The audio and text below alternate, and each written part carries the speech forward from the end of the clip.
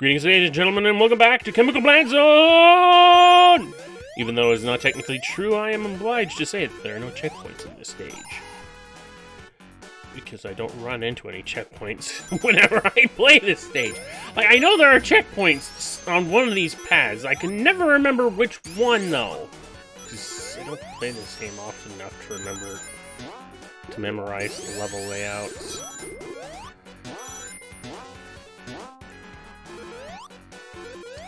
Because, I don't know, I don't know, I don't know why I don't like Sonic 2 as much as I do Sonic 1.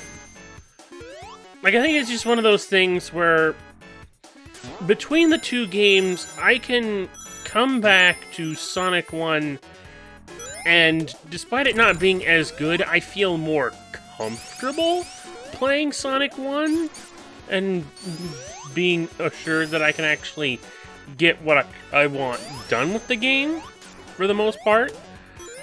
But with Sonic the Hedgehog 2, I feel like I'm treading on ice to figure out anything in this game. And coming back to it, I'm just not... I just don't care. What? I didn't ask your opinion, I'm talking to the audience. And I'm in a place that I obviously was not intended to come to, so move on.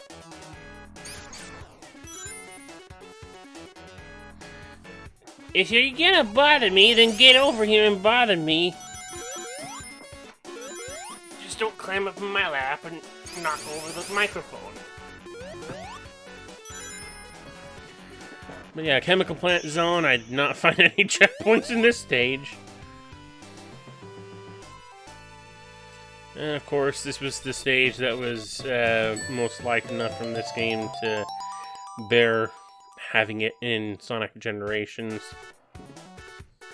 and Sonic Mania, and Sonic Forces. God damn it.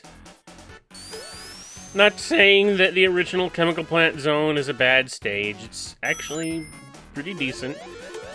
The first stage you're probably going to run into where if you're not rolling, Sonic will probably outrun the camera. Outrun the screen, whatever, I don't know how you would describe that in a 2D game versus a 3D game.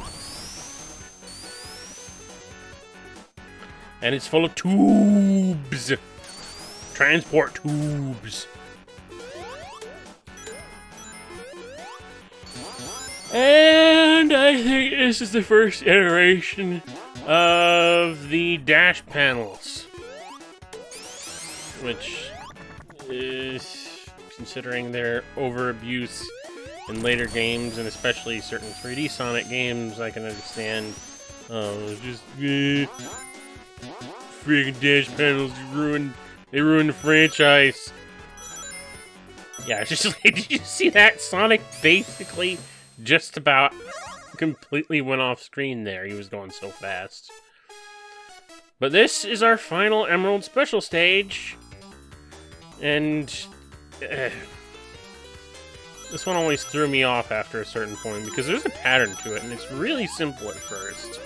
But there comes one point where it's just like, we're gonna break the pattern by having you go stay on this one side, and then we return the pattern to normal.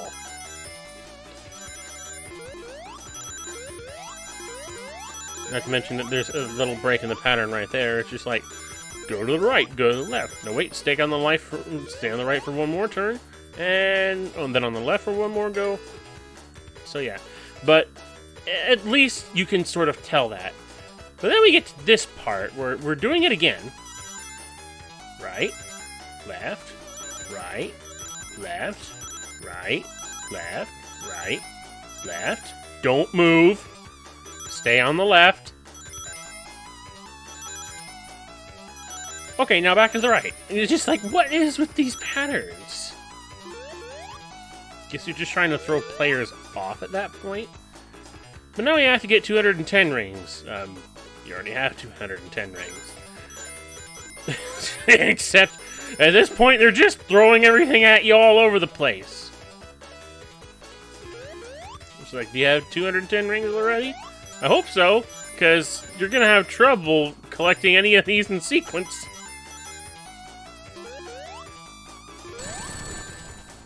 Tails.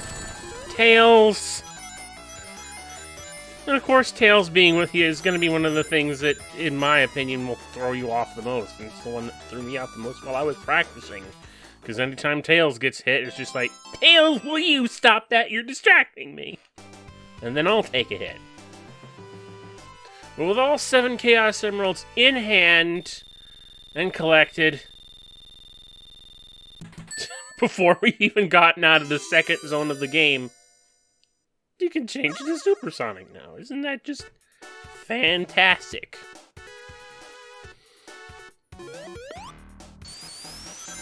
But I mean, if the game lets you do that, then I say you take advantage of that nonsense. Especially if you don't really care that much for exploring in the game in the first place.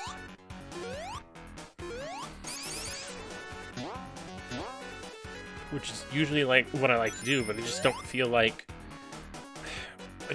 doing it anytime I play this game. It's just like, when I first played this game on the Sega Smash Pack, my focus was mostly just to mess around with the cheat codes. And keep turning Sonic into Ashura the Hedgehog. Which, if you know what that glitch is about, that's a glitch in the original version of Sonic 2, where if you were in debug mode and messed around with a lot of waterfall objects, that Sonic would turn green with a black mark on his face because of some sort of paletting glitch. Tails! That was your fault! I blame you entirely for that! You fox.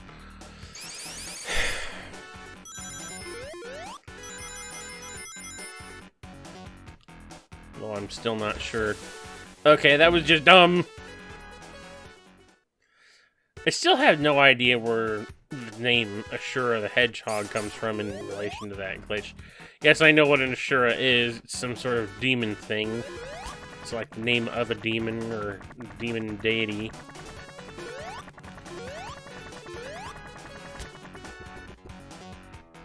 But I don't know who coined the term Ashura for that glitch palette. Palette glitch. All I know is that's what it's been called for the whole duration of its existence since I looked it up.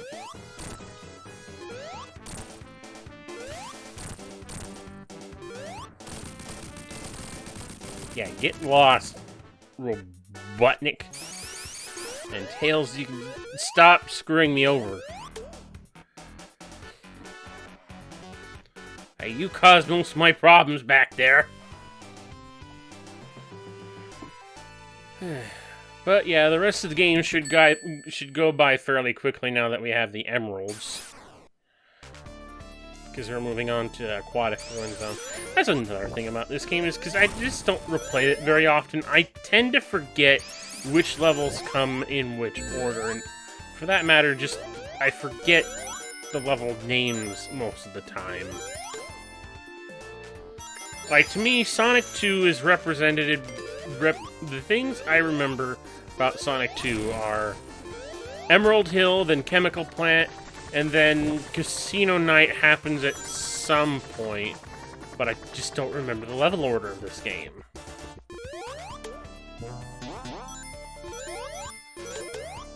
And anything that comes in between, you know, any of those particular levels just doesn't stand out to me. Not that these levels are bad, I'm just saying that for my personal experience, there's a lot that I don't remember about this game. Also, Grounder shows up in this level for the first and last time, and he's red rather than blue like he is in The Adventures of Sonic the Hedgehog. Guess they took some liberties with that. Maybe they didn't want to have a completely red robot character when Dr. Robotnik was already wearing a lot of red clothes. Also, Scratch was... I think Scratch was the only original Badnik robot design of... Well, I mean... Of the main villains of that series, you had Robotnik and Grounder. Those are both game characters. But Scratch and Coconuts was also a character in the Adventures of Sonic the Hedgehog. But Scratch is... No, there was no Badnik in any of the video games named Scratch. There are Cluckers later on, but Clucker ended up being the name used by another robot in the Saturday AM series, I believe.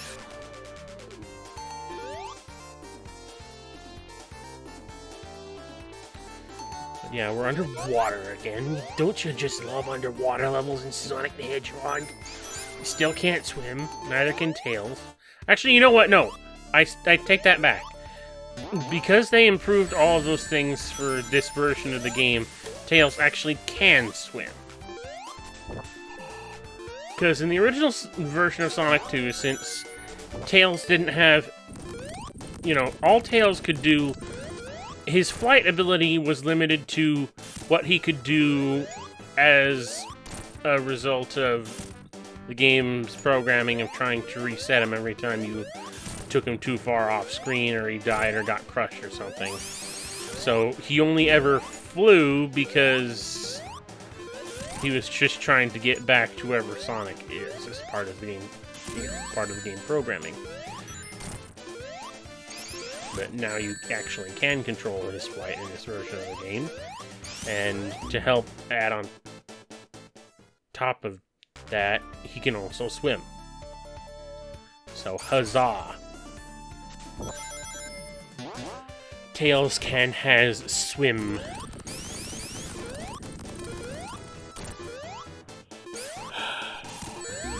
And this boss is kind of aggravating in this version of the game because the new aspect ratio means that these pillars for the boss are much further apart than they would have been in the original version of the game. Because otherwise I could stay on top of these pillars and easily hop and bop off of the top of Eggman's machine really quickly and easily. And this boss would be over because we have a longer distance between the two pillars that rise and lower.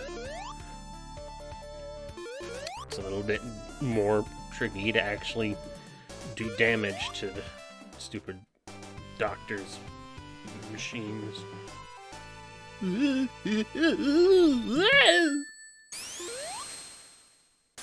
done, Sonic? Get going. Oh, speaking of Casino Night, here we are.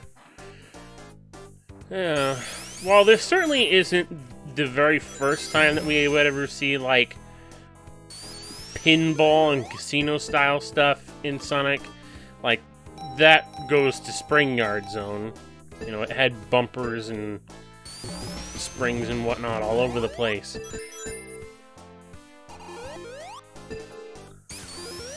Now, this is definitely the game that introduced a lot more of these concepts. Like, there are pinball flippers, and the level sections are very much designed to be a lot like pinball tables.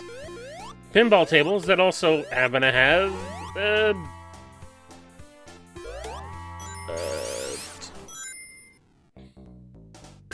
slot machines. God, why did it take me a moment to actually figure that out?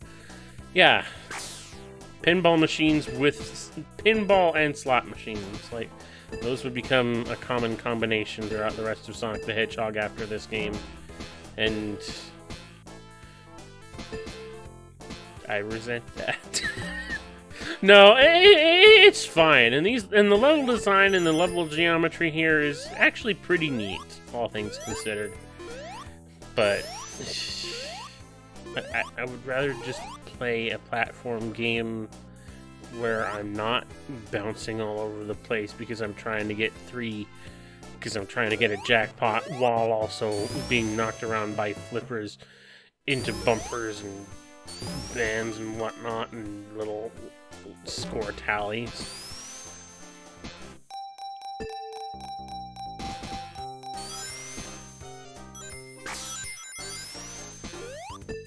Like, I was gonna say I was surprised that this is the level that didn't end up getting recognized in Sonic Generations.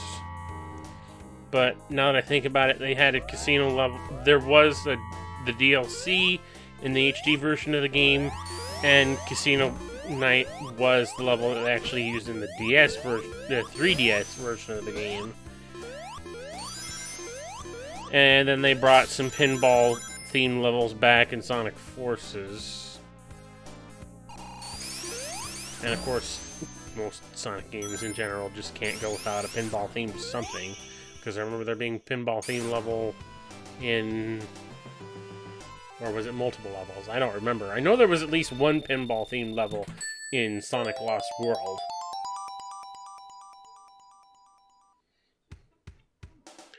In any case, pinball and gambling levels is just like, yeah, this is a great place to bring for a teenager who is underage as it is, to be bringing a young 8-year-old. It's just like, I can imagine, you know, bringing a kid to Vegas and they'll be all dazzled by the lights and then maybe fall on the floor foaming or something like that. But in general, you don't take a kid to a place where they do nothing but gamble. They might get squished by the blocks. Right, they have his name all over the place. Sonic, Miles. Just like, it's like this place was built for us. By Eggman. It just begs the question of Eggman's own obsession with all this stuff.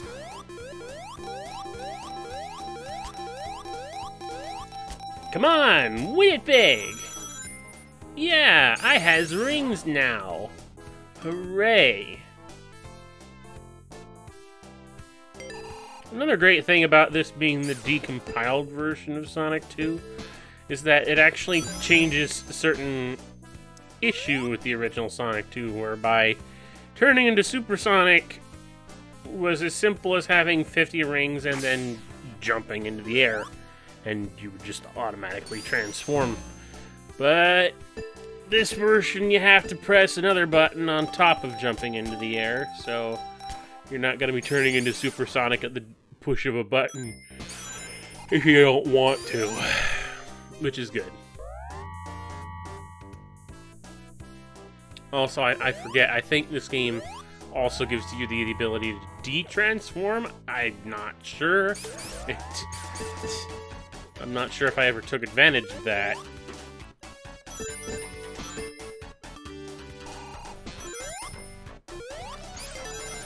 In any case. Whoosh! Super Sonic!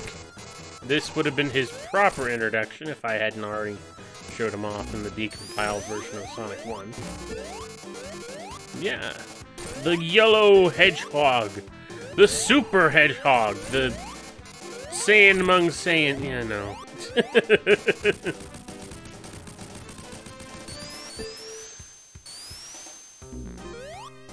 And, you know, Super Sonic was introduced well before Dragon Ball and that particular part of Dragon Ball Z ever made it over here to the States in any significant capacity. Actually, I think it would be before it arrived in the United States in any capacity at all. Now that I think about it.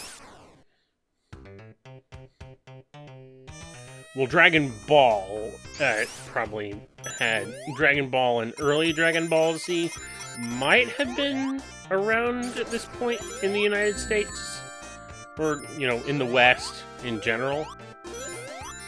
But I don't think the Saiyan saga, the Super Saiyan, I don't think the Super Saiyan, the Frieza saga was adapted until much later. Because I remember that being a sort of, you know, issue with early dubs of Dragon Ball and Dragon Ball Z, where they could only get so many episodes dubbed.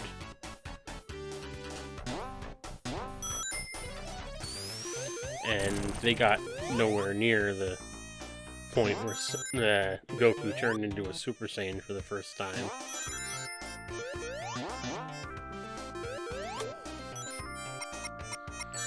So, for all intents and purposes, people's exposure to Supersonic was also just exposure to the idea of the golden-haired super form for a character like that in the first place, which I do gonna have to wonder how they managed to come up with that. Because, wasn't... Well, no, now that I think about it, Sonic 2 was developed in the United States, but it was developed with staff from the Japanese branch of Sonic Team, so... Well, the former Japanese branch of Sonic Team, whatever. Weird situations. It was the 90s, what do you expect?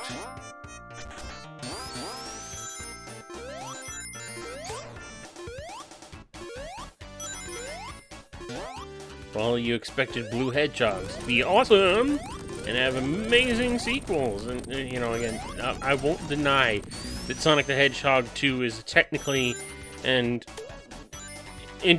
technically better game than Sonic the Hedgehog 1, and a game that, you know, has a lot more enjoyable aspects, is a lot faster.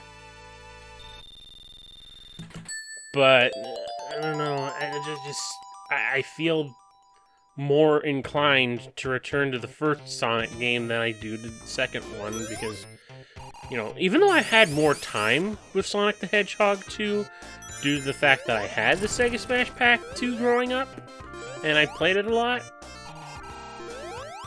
well, I think I actually ended up playing Shining Force, The Legacy and Great Intention on the Sega Smash Pack 2 more than I played Sonic 2.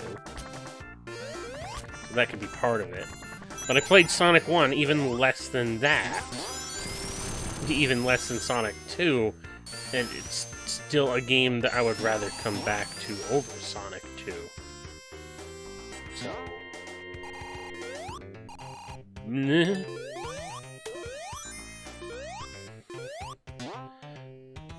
also, welcome to Hilltop Zone. It's just like, if it's not enough that we had Emerald Hill before using all of these same aspects in a different color, now we have it again. And instead of the brown and tan blocks, they're blue, green, cyan.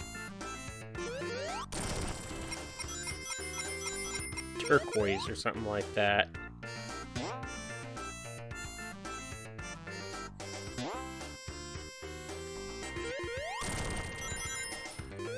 Which, I don't know. It's not a lot of contrast as far as those colors go. We do appear to be kind of like high up in the mountains of whatever location we're in. I want to say this is like West Side Island, because, you know, that's a thing about Sonic 2's plot, is that Sonic took his biplane and to a place called West Side Island, where he met his buddy, Miles Prower, his soon-to-be buddy for the first time, Miles Prower, and who was bullied a lot for being a nerd and for having his two tails. But Sonic, you know, took a liking to him, helped him, you know, build his potential, and they became friends for life. As it so seems.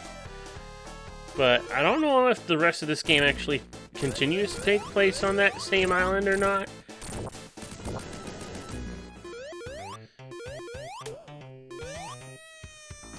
But otherwise, Dr. Robotnik came back and is now threatening the world with his gigantic space station, the Death Egg.